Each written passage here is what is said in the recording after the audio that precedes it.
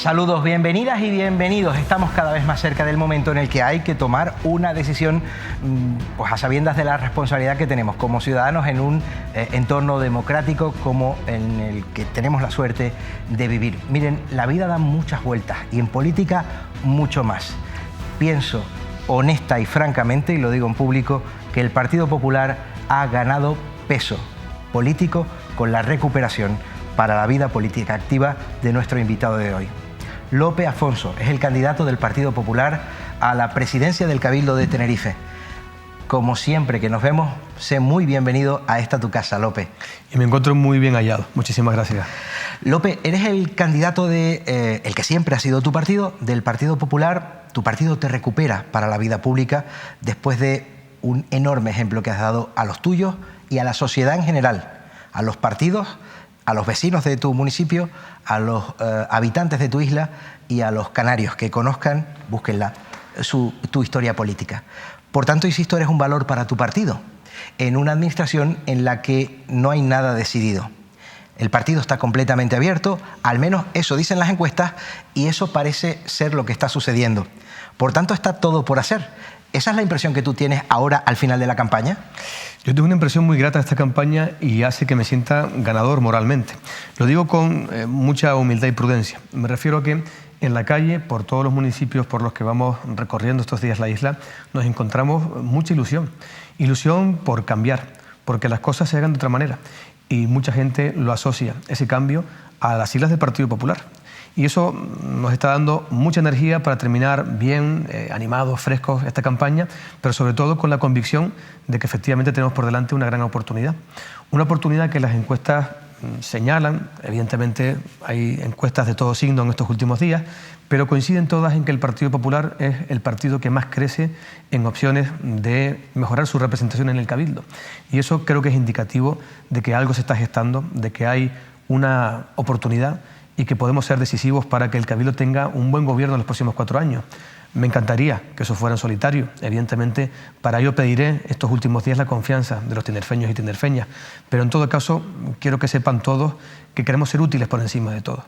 Que ya hemos tenido credenciales en estos últimos tiempos de que somos un partido capaz de abarcar la centralidad, de enfocar nuestras medidas para la gran mayoría de ciudadanos y sobre todo de hacerlo con responsabilidad y anteponiendo el interés general.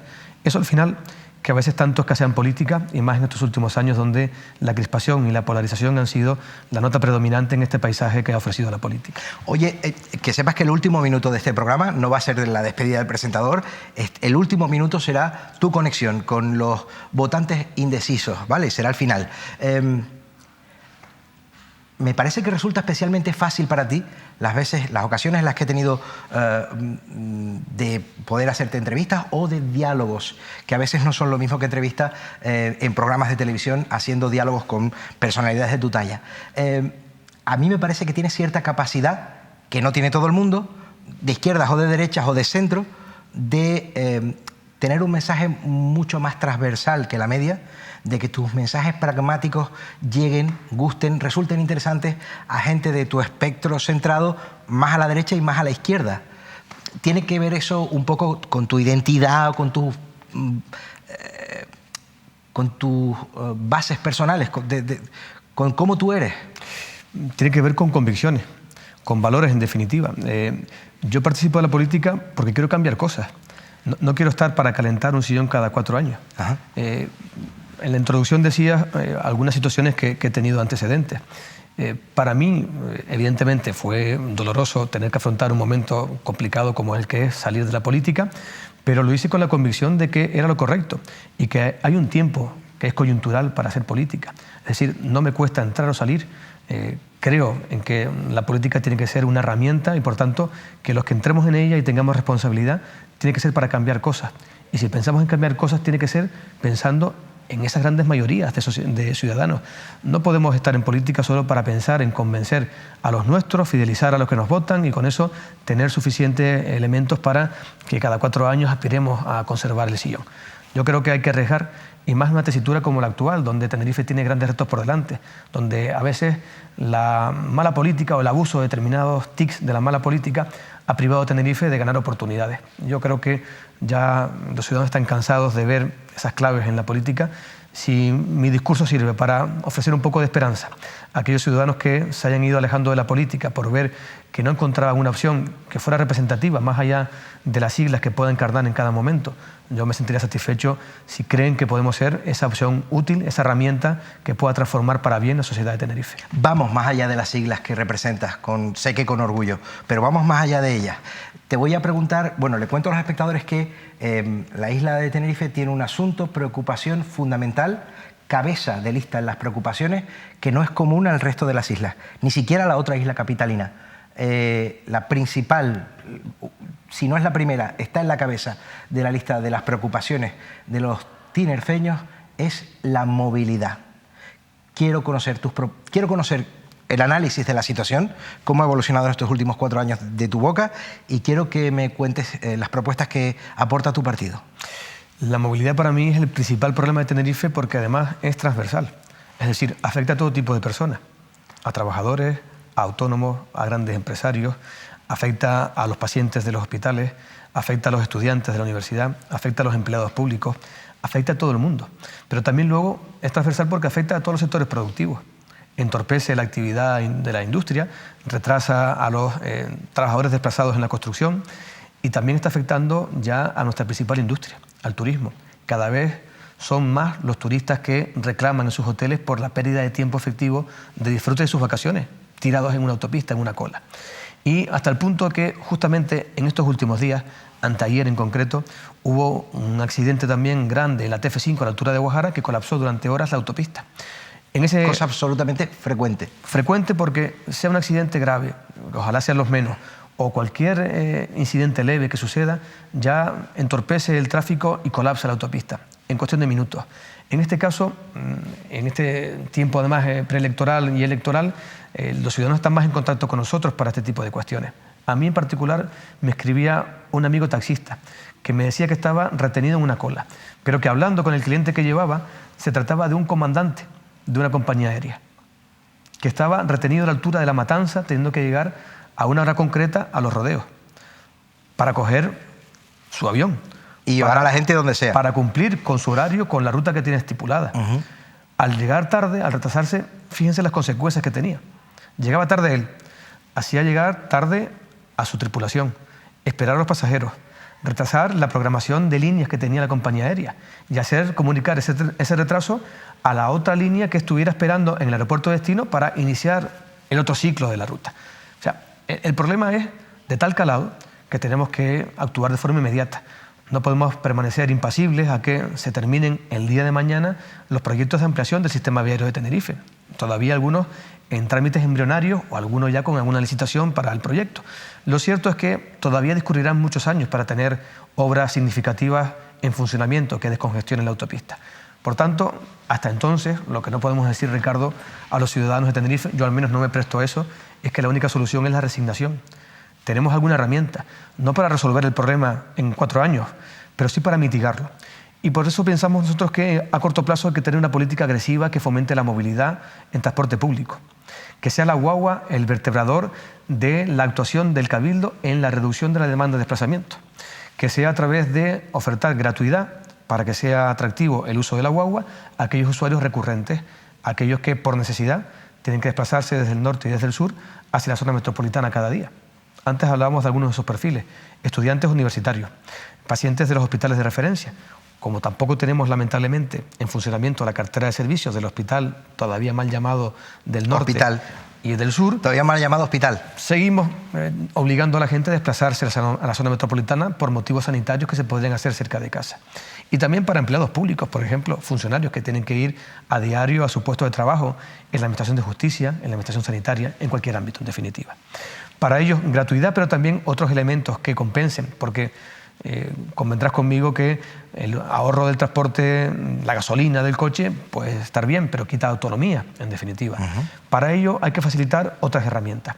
En combinación con el apoyo de los ayuntamientos, tenemos que facilitar una red de aparcamientos disuasorios que en el entorno del punto de partida de las líneas de guagua permita dejar el coche con garantías de comodidad y de seguridad, que el coche esté controlado todo el tiempo que se está fuera. Pero un tercer elemento se nos antoja fundamental: vertebrar las dificultades de movilidad en el interior de los municipios especialmente aquellos que por orografía tienen población dispersa en las medianías, que tienen que coger líneas de hueva secundarias dentro del municipio y retrasan mucho más la llegada al punto de origen de la línea que les comunica con la zona metropolitana, pues que sea el taxi quien haga ese servicio, para que sea rápido y ágil. De paso daremos también salida a una amplia representación de un colectivo como el de taxistas, que no se ha visto beneficiado tampoco por las medidas de estímulos que se han aprobado recientemente para el tren y para la guagua aquí en Canarias. Por tanto, esa combinación nos dará seguramente en el tiempo una oportunidad, la de mitigar el problema del colapso. Para resolverlo, insisto, tenemos que tener unos años más de espera, pero todos querríamos tener al menos una oportunidad de reducir el tiempo de espera en la autopista. Tenemos que intentarlo, tenemos esas herramientas que son realistas. Se puede prometer en campaña electoral, pero yo creo que los ciudadanos de Tenerife están ya cansados de falsas promesas. Por tanto, ni mentiras, ni tampoco ocurrencias con movilidad. Vamos a ir a lo práctico, a lo viable, y con ello al menos demos un mensaje de que algo se puede hacer para mitigar el problema en tanto en cuanto llegan las grandes soluciones para el presente, para el medio plazo y para el futuro. Oye, voy a ser mucho más claro, una pregunta mucho más concreta sobre eso. Lo has puesto sobre la mesa. ¿A ti no te parece que si vivo en el norte o en el sur y tengo que desplazarme al área metropolitana para ir a trabajar o a estudiar o a lo que sea, y para que la guagua, para que yo deje mi coche a un lado y coja la guagua sin tener el hábito, sin tener la costumbre y sin haber adaptado mis horarios, y me exigen un número mínimo de viajes de consumo, a lo mejor parece que quien me está dando esa ventaja no está convencido del todo él mismo de esa ventaja. Quiero decir, quienes lo ofrecen no están convencidos de esa solución. ¿Sabes lo que te estoy preguntando? Y quienes nos están viendo, seguro también. ¿Qué opinas sobre eso?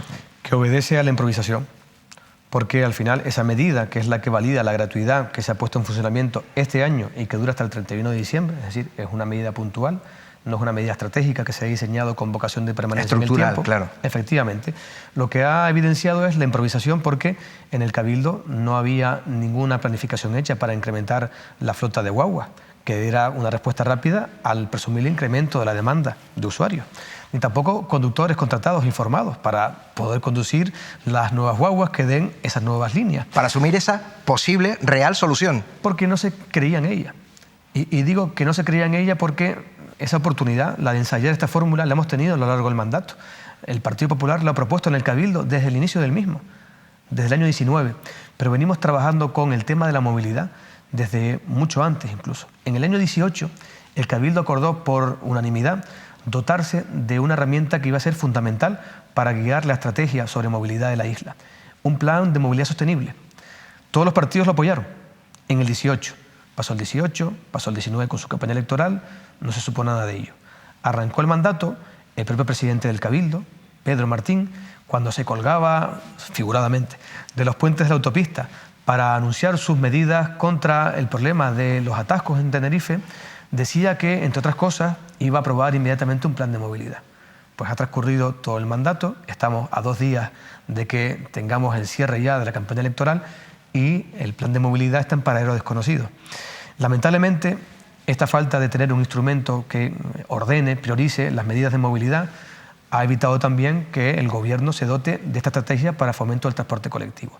De tenerlo, pues probablemente ya tendríamos esta medida ensayada y probablemente demostrada que contribuye a mitigar el problema.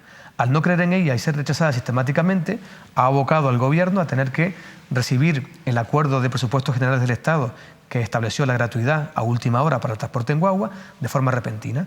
¿Solución en la práctica? Poca.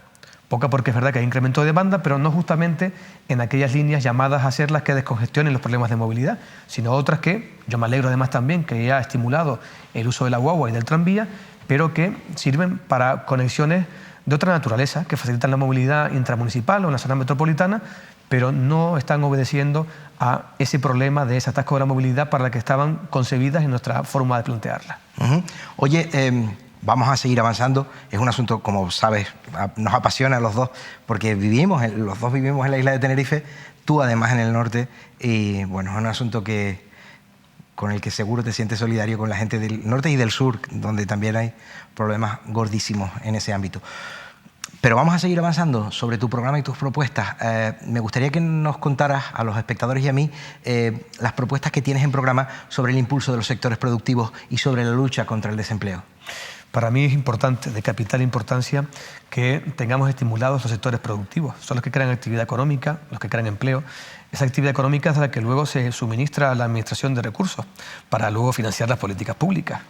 Hay quien tiene la concepción de que las políticas públicas son diseñadas pidiendo esos impuestos, ¿no?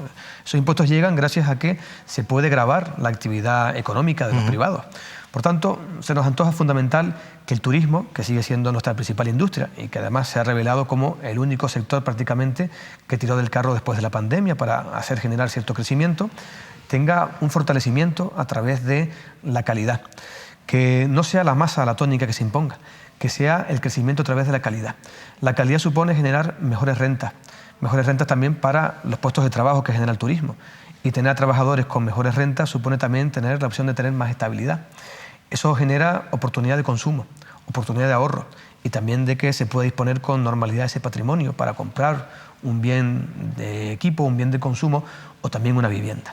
En definitiva, tener empleo estable es tener autonomía de vida y calidad de vida. Pero somos conscientes de que incluso con ese estímulo a la calidad, el sector turístico tiene que ser diversificado, aminorar la dependencia de nuestro Producto Interior Bruto. Y hemos pensado que el mejor sector, el que está en disposición de crecer más si se estimula correctamente, es el de la industria. Ya contamos con espacios importantes en la isla, polígonos industriales que lamentablemente a día de hoy ofrecen una imagen de falta de mantenimiento, de falta de conservación, de pocos servicios que no los hacen suficientemente atractivos para anidar ahí mejor actividad e industria. ¿Por qué pongo el acento en la industria? Porque está demostrado que ofrece incluso mejores rentas que el turismo y empleo más estable que el turismo.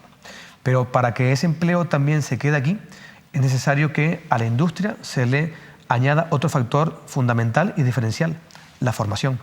Hacer casar las oportunidades de empleo que genera la actividad económica en la industria a las titulaciones académicas que se ofrecen aquí. Tenemos la necesidad de conciliar situaciones como la que vemos a día de hoy, que pide mano de obra a la industria y la construcción y no hay puestos de trabajo disponibles, en un entorno de paro que está siempre en torno al 15% o más de desempleo.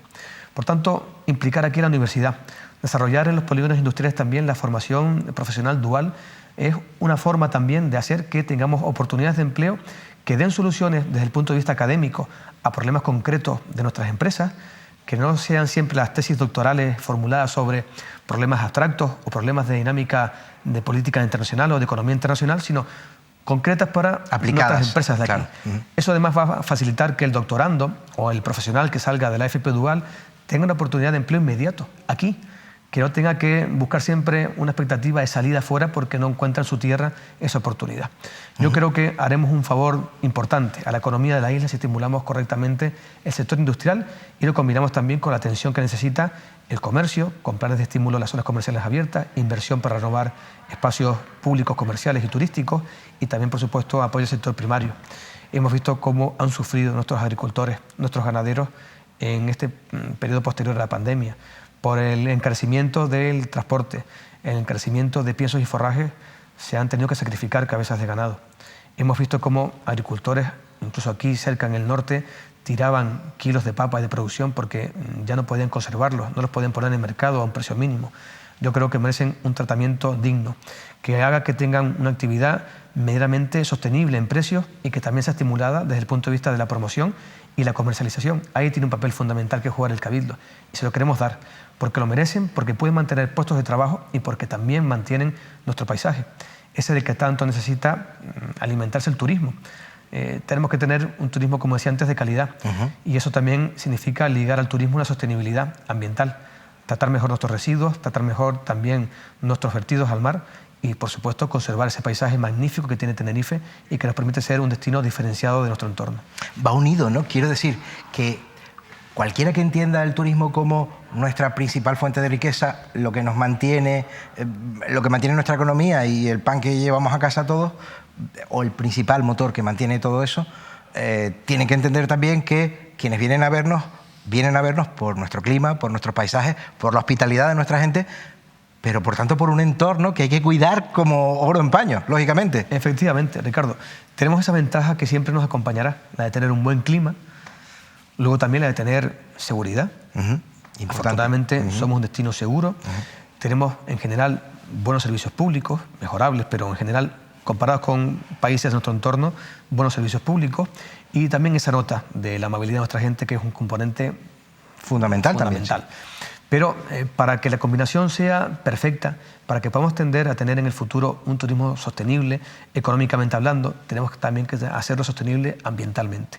Cada vez son más los turistas que se fijan en ello, especialmente los centroeuropeos y los británicos. Se fijan en si los hoteles tienen certificaciones de calidad en el tratamiento de los residuos, de si también los municipios turísticos tienen procedimientos de tratamiento de residuos conforme a certificaciones. López, lo hacemos todos. Cuando reservamos las vacaciones, miramos la calificación medioambiental de la línea aérea, del hotel donde te quedas, del municipio donde te quedas. Y estamos dispuestos a pagar un sobreprecio. Efectivamente. Si esa empresa, si ese hotel es solidario con el planeta. Pues cada vez nos miran más por eso. Y cada vez más somos capaces de generar mejores rentas si cuidamos el entorno. Por tanto, hagamos ese doble esfuerzo de sostenibilidad e inversión en mejorar nuestros servicios, porque redundará en calidad. Y volvemos a la ecuación de antes. Calidad supone mejor empleo, más estable y más personas en Tenerife con estabilidad emocional, con estabilidad personal y familiar, y consumiendo más en nuestro destino, en nuestra isla. Te doy una mala noticia en esta conversación apasionante que me apetecía muchísimo tener delante de las cámaras. Insisto en que afortunadamente tengo la suerte de poder decir que me considero amigo de López, lo considero mi amigo, y que con él en privado hablamos de todo lo que no se nos ocurre. Y además, como hablan los amigos, sin cuidar lo que uno dice y expresando sus opiniones, y que es un placer, y que es una buenísima persona que he conocido gracias a mi trabajo. Pero bueno, vamos a lo que vamos, para no gastar tiempo. ¿Estarás de acuerdo conmigo? Y nuestros espectadores seguro que también. No se me ocurre nadie que no pueda estar de acuerdo con lo que voy a decir. Cuando vamos a hacer cualquier gestión, como empleados, como parados, como preceptores o perceptores o aspirantes a perceptores de cualquier prestación, para matricularnos en cualquier centro público, la administración se convierte en nuestra enemiga. Es la enemiga del usuario, del ciudadano. Sé que en tu programa tienes claves para mejorar la relación de la administración con el ciudadano. Y mi pregunta, llena de curiosidad, es: el Cabildo, que es una administración de competencias limitadas, potente, que es la tercera, el de Tenerife. Estamos hablando del Cabildo de Tenerife, estamos hablando con López Afonso, el cabeza de lista del Partido Popular a la presidencia del Cabildo de Tenerife. Digo que el Cabildo, siendo la tercera administración local del país, tiene competencias limitadas para resolver esa pelea entre el ciudadano y la administración histórica. Y, por cierto, que cada vez vamos perdiendo los ciudadanos. Efectivamente, tiene capacidad para actuar sobre su propia actuación administrativa, valga la redundancia, y también para actuar favorablemente sobre las de los demás, especialmente sobre los ayuntamientos. Y nuestros argumentos van por esa línea. Está claro que al final, en muchas ocasiones, acaba siendo un freno la propia administración pública, la burocracia especialmente, a la inversión, a la generación de riqueza y empleo, y también a la satisfacción de aspiraciones personales de muchos ciudadanos, que aspiran solamente a tener una autorización para reformar su casa. Es frustrante, generalmente. O para abrir una tienda, una actividad inocua, que no crea distorsiones en el entorno. O que te piden papeles que ya tienen. Efectivamente. La administración que te pide papeles de la administración. Tenemos que ser pragmáticos si queremos conseguir recuperar la confianza de los administrados en la administración pública. Y eso, recuperar confianza, no es sencillo. Y tampoco soy un iluso porque conozco la administración por dentro. Pero sé que estimulando determinadas teclas se puede conseguir tener una relación más amable con la administración pública, más confiable, que se reconcilie un poco el interés general con el de los ciudadanos en particular. A mí me preocupa mucho que vea también a personas especialmente mayores que tienen quejas habitualmente porque no se les trata correctamente, de que hay cierto trato deshumanizado, a veces porque se les deriva a tratar con un terminal, con un equipamiento informático que le tiene que dar un papel o un mensaje con una pantalla sobre cuándo tiene la oportunidad de ser atendido. López, o con un funcionario que le dice a esa persona mayor, con su certificado digital en la web X. Efectivamente, con una persona que lamentablemente tiene muchas dificultades para acceder a día de hoy a un certificado digital, porque también hay que ser conscientes de que la brecha digital con los mayores es una realidad que no se ha podido suplir y que se tardará un tiempo seguramente en hacerlo. No podemos descartar a un colectivo tan importante de la sociedad, y más aún cuando tenemos la pirámide poblacional que tenemos en Canarias y en Tenerife en particular. Por tanto, hay que tener un trato humano, hay que garantizar asistencia presencial para un bloque importante de funciones, las más cotidianas, y luego combinarlo también, porque se puede, con otro tipo de medidas para fomentar también el trabajo remoto, que se puede hacer. Pero a lo que iba, si queremos tener una administración pública que cree otra vez expectativas de seguridad jurídica y de confianza, tenemos que cambiar la relación. Hasta ahora, en la mayoría de procedimientos es de desconfianza, porque se pide primero documentación por delante, como tú dices, incluso por duplicado, y luego se autoriza.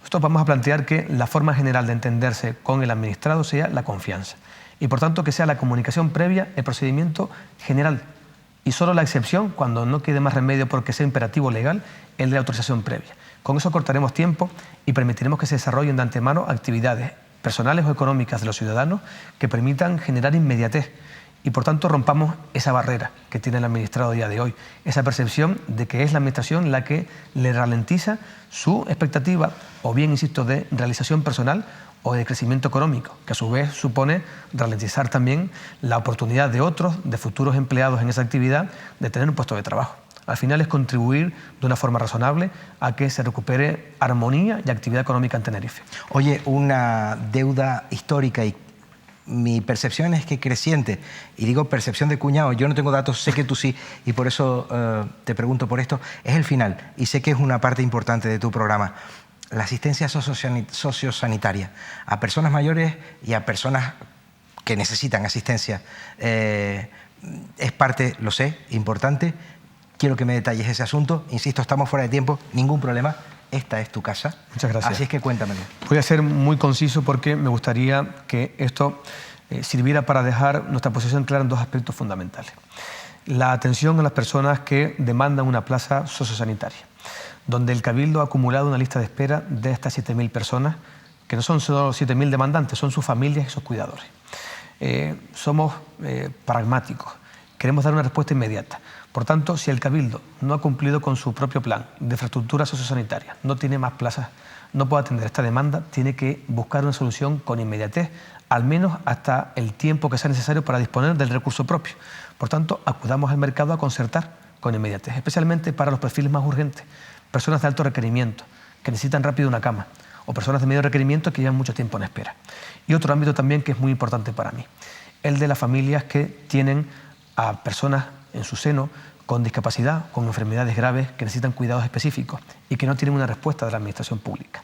Esas familias, por lo general, han tenido que constituir, uniéndose, apoyándose unas a otras, asociaciones que a día de hoy dan respuesta, una respuesta eficaz a esa situación personal de sus familiares, pero que dependen de la financiación puntual de la administración pública. Digo puntual porque se apoya en subvenciones anuales, en la aprobación de proyectos concretos, que no dan un marco de estabilidad, siendo la necesidad permanente. Por tanto, planteamos un cambio de paradigma. Ante una necesidad permanente, financiación estable en el tiempo. No solamente para dar seguridad a esas entidades y a las personas que tratan, sino también para las personas que emplean. Estamos hablando de rehabilitadores, auxiliares, enfermeros, cuidadores, psicólogos, que forman un elenco de economía, la economía de los cuidados que se dice ahora, que no es apoyada por la forma que tiene de tratar la administración estos supuestos. Estamos hablando de que están supliendo en muchos casos parcelas donde no llega la propia administración pública. Por tanto, cambiemos, como digo, la forma de abordarlo, tengamos financiación permanente para necesidades permanentes, para que consigamos en definitiva que los padres que también se hacen mayores y ven que sus hijos crecen, sepan que algún día cuando no estén ellos, sus hijos van a estar atendidos correctamente. Creo que es una preocupación social a la que el Cabildo tiene que atender con sensibilidad y con eficacia y rigor. En el momento final de esta entrevista, creo que hago bien saliéndome del guión, de los puntos de tu programa, del análisis que han hecho mis compañeros de redacción para facilitarme este diálogo. Y quiero enfrentarte a la pantalla para que descubran quienes nos estén viendo un poquito del Lope que yo conozco. Espero no traicionar la confianza de un amigo si cuento que nos vemos muy de vez en cuando, pero una vez que me crucé con Lope hace mucho ya, no sé, quizá 2 años, más de 1 año seguro, le di un abrazo como siempre, nos agarramos así, nos preguntamos que cómo estábamos y le dije, Lope, estoy muy...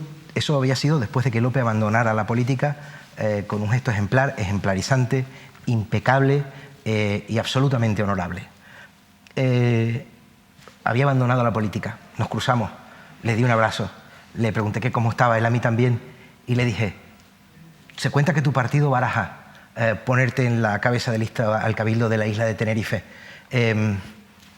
¿Es verdad o no es verdad? No voy a contar qué me dijo, si es verdad o no es verdad. Sí que es cierto que mi amigo me contó que había un debate en su entorno personal, que no fue fácil decir. Obviamente dijo que sí, está aquí. Me gustaría que me contaras qué pasó, que lo hicieras público, la parte que tú quieras, ¿eh? ¿Qué pasó en ti, en tu entorno, cuando llegaron de tu casa a tocarte la puerta y decirte, ¿te pones en cabeza? Porque quien lo hizo, que yo supongo que sería Manolo, pero no lo sé, quien lo hizo es alguien muy inteligente. ¿Qué pasó? ¿Qué pasó? Lo puedo contar con naturalidad, Sí. Ricardo, porque además me sale estando aquí, estando contigo y teniendo esta charla, porque más que una entrevista, para mí ha sido una charla. Efectivamente, ha tenido mucho que ver Manolo en ello, también Emilio Navarro. Han creído en mí y eso evidentemente ya es de agradecer de antemano, con independencia de la decisión que uno tome. Pero después de afrontar el tiempo de dificultad inicial y luego ya asumiendo que vuelves a la actividad privada, yo afortunadamente he tenido la satisfacción de encontrarme la confianza rápidamente de mis clientes, de mis compañeros, ya estaba sentado de nuevo en esa vida, lo hice con mucha rapidez. Y otra vez plantearte, asumir riesgos como los que me llevaron a vivir la situación que viví, o los de contarle a mi familia que tenía la posibilidad de dedicarme de nuevo a algo que vocacionalmente siempre me ha gustado, pero que tampoco es lo más importante de mi vida. Lo digo así con franqueza. El tiempo que estoy al 100%, comprometido al máximo. Pero desde luego, para mí hay otras cosas importantes en la vida, y mi familia es una de ellas. Eres un tinerfeño que tiene vida y Tengo aspiraciones. vida y la quiero tener porque soy muy consciente, y quiero que sea así, que mi tiempo de paso por la política se refiere a una coyuntura concreta. Para hacer cambios, ya lo contaste, sí, sí. Quiero volver el día de mañana a mi actividad privada y a mis hábitos y mis costumbres y a mis pequeñas aficiones. La familia al final fue el factor determinante y tengo que reconocer que la generosidad de la familia es la que me ha permitido llegar aquí, porque le llegué a decir abiertamente que haría lo que yo quisiera que haría, porque merecían tener esa oportunidad, ser ellos los que me indicaran si era no oportuno que yo volviera a la política. Esa generosidad les llevó a decirme que sí, que sabían que era no una oportunidad de volver a reencontrarme con algo que ya había iniciado, sino la oportunidad de volver a encontrarme con una pasión que me ha movido durante mucho tiempo. Y después de eso, después de esa reflexión, que me llevó un tiempo, unas cuantas semanas, al final acepté y al final me encuentro aquí, pues como decía al principio, ilusionado, motivado y con toda la disposición para ser útil a los tinerfeños en la medida en que ellos quieran. Gracias, gracias, gracias por tanto, ¿vale? No solo por estar aquí ahora, por toda esa ejemplaridad que hace tanta falta en el ámbito político aquí en toda Canarias. A ustedes también, por elegirnos para entretenerse y para descubrir cómo, bueno, pues esta persona con toda la honestidad que le acompaña, que le acredita, ha propuesto soluciones sobre la mesa para que ustedes tomen su decisión. De verdad, gracias por haber estado ahí, a ti gracias por haber estado aquí. Y el último minuto, la despedida, el adiós, lo pones tú mirando a tu cámara y yo te sugiero que tú puedes hablarle a quien tú quieras, a quien te dé la gana. Que pienses en quien todavía no tiene una decisión. Mira, este programa se llama Decisión. Quien todavía no lo tiene decidido, faltan horas, apenas horas dentro de nada. Quien no esté decidido, ¿por qué tendría que decidirse por ti? Pues agradeciéndote, Ricardo, todo lo que has dicho de mí en este tiempo, quiero dirigirme a los tinerfeños para decirles que quiero ser presidente del Cabildo porque, humilde y modestamente, me encuentro capacitado. Creo que conozco la administración, creo que conozco el sector privado, creo que en definitiva esa experiencia combinada permite tomar buenas soluciones. Creo además en Tenerife, creo en el potencial que tienen los trabajadores, los empresarios, los autónomos, creo en los trabajadores públicos, creo que tenemos el potencial adecuado para ser la isla líder en Tenerife, para generar oportunidades, para ser además también capaces de transformar las dificultades en oportunidades. No quiero que Tenerife sea protagonista ya por liderar más frustración. Seámoslo por liderar oportunidades, por creer que tenemos un futuro esperanzador por delante. En definitiva, porque la política pueda ser de otra manera, pueda ser más eficaz, pueda ser más útil y ser también más digna. Que en definitiva contribuyamos a bajar el nivel de crispación y subir el nivel de la política. Creo, por tanto, en Tenerife y por ello quiero ser el presidente de todos y para todos.